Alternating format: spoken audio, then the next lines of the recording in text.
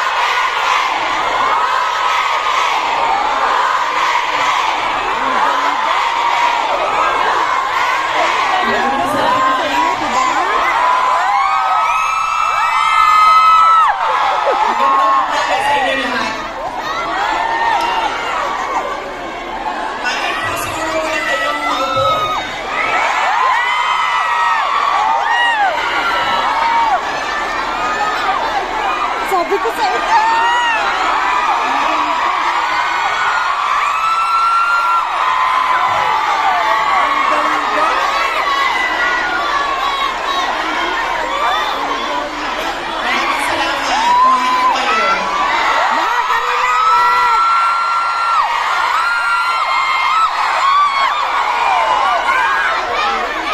Super ganda talaga.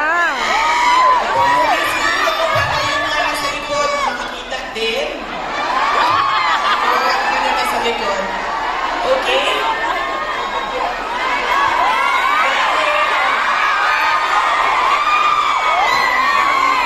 Dahil kayo ay sumisigaw ng Duterte, suspended na kayo lahat.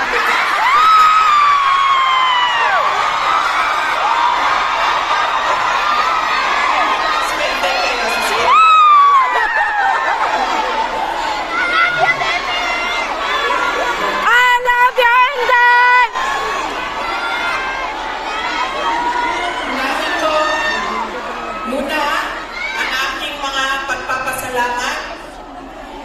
Mga thank you muna dahil baka sa sobrang dagdagan natin, mamaya sa sobrang pagbibigay ng mensahe ay makalimutan ko ang mga pagpapasalamat. Kaya mabuti nang mauna ang mga pagpapasalamat. Una, tayong lahat ay nagpapasalamat sa Hong Kong government and sa Hong Kong police sa kanilang tulong sa atin para mabuo ang ating pasasalamat ngayong araw na ito. We would like to thank the Hong Kong government and the Hong Kong police for their cooperation, for their support to our Thanksgiving this morning on this very beautiful Sunday. Marami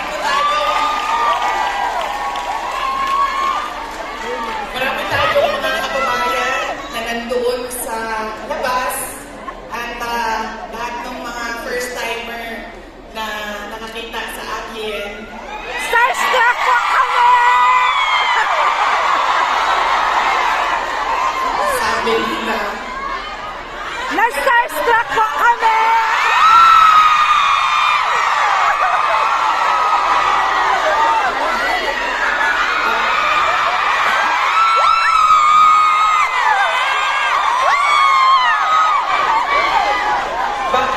Macau, hello!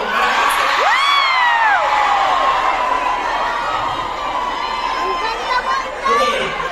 Sabi niya, ang ganda mo pala, bakit mo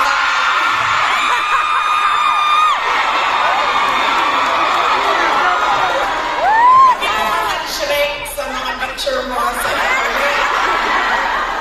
So sabi ko sa kanya, sabi ko nga, basta Pilipina, maganda talaga yan.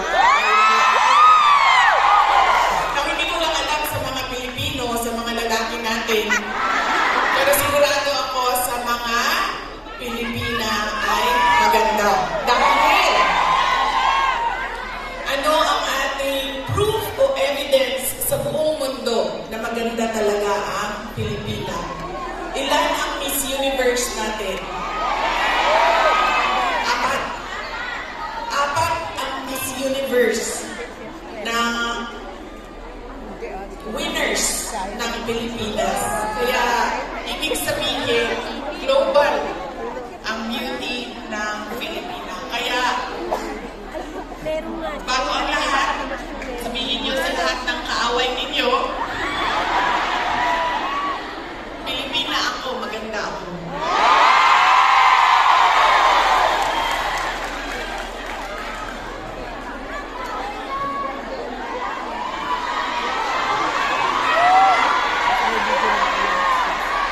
Sabi natin, diba? Para sa Diyos, para sa bayan, para sa bawat pamilyang Pilipino. Una, ang pasalamat ko sa Hong Kong government, pero ang unang pasalamatan natin ay ang Diyos. Para sa araw na ito, para sa magandang araw na ito, at para sa oportunidad, pagkakataon na ibinigay niya sa atin na magsama-sama ngayong March 9 dito sa Hong Kong. Dinala niya tayo lahat dito para sa bayan. Yan po ang pagpapasalamat natin sa ating Diyos. Dahil binigyan niya tayo ng isang araw ulit na magising, mag-ayos, pumunta dito at pag-usapan ang Thanksgiving, pagpapasalamat at pag-usapan ang ating bayan. Ang sunod na pagpapasalamat ko ay hindi ko isa-isahin yung mga pangalan dahil baka may hindi ako mabanggit at magtampo. So, isa-isahin ko lang ang mga grupo na kailangan natin pagpasalamatan. Unahin ko muna ang Kingdom of Jesus. Sabi ko, baka mamaya pagpasok natin doon, ialay na tayo. Wala kang biro, ito yung honest na damdamin ko sa inyo. Noong unang inibita kami, natatakot ako, sabi ko, baka mamaya, bahin lang to, pagpasok namin sa loob, di na kami palabasin. Kaya nga, kondisyon ko nun, humingi pa ako ng security. Ito, walang biro ito, takot ako nun, sabi ko, dali, ibang usapan yan. Iba yung bumabanat ka sa TV, iba yung iniyaya ka, di ba? Alam mo yung napapanood natin sa pelikula? Yung sa gabi, di ba? Kaya na, alay ka na. Sabi ko, virgin pa naman ako. Delikado, di ba? Nung nato na po kami, ang tagal inaantay namin si Pastor. Sabi ko, hindi kaya loko to, si Kamata to eh.